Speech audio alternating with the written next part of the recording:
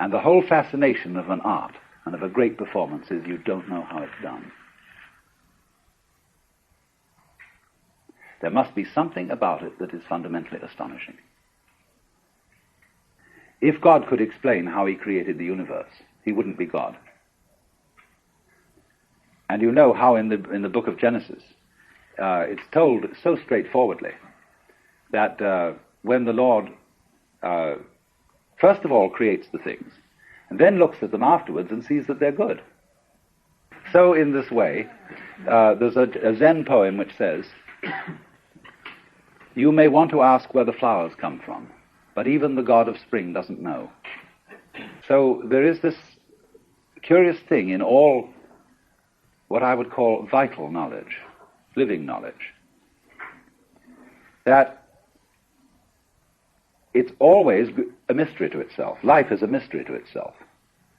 For the same reason, you see, there's a Zen poem which says, "It is like a sword that cuts but does not cut itself, like an eye that sees but does not see itself." So in this way, what there is fundamentally, basic reality, knows itself and doesn't know itself.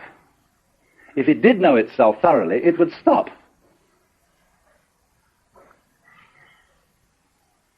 Like playing games.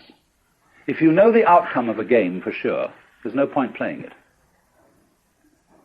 So, you know, when master chess players sit down and it becomes apparent, although there are still many pieces on the board, that one of them is going to mate in 3 moves, they abandon the game because they know the outcome. If you knew the future perfectly, if you knew everything you're going to do, right up to the day of your death, you'd say, let's check out on this game.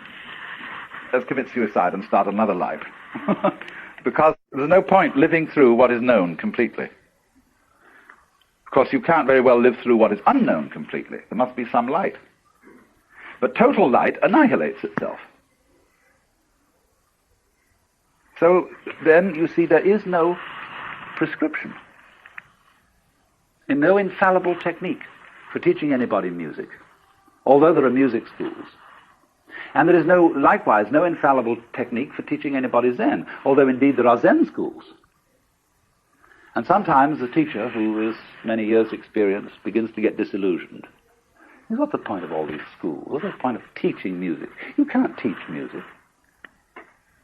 You could only pass it on from one person to another by osmosis. Sure, there's a technique. You can learn how to read. You can learn how to put your fingers on the banjo or something. But the real thing, what to do with that technique, what to say with it, you can't teach that.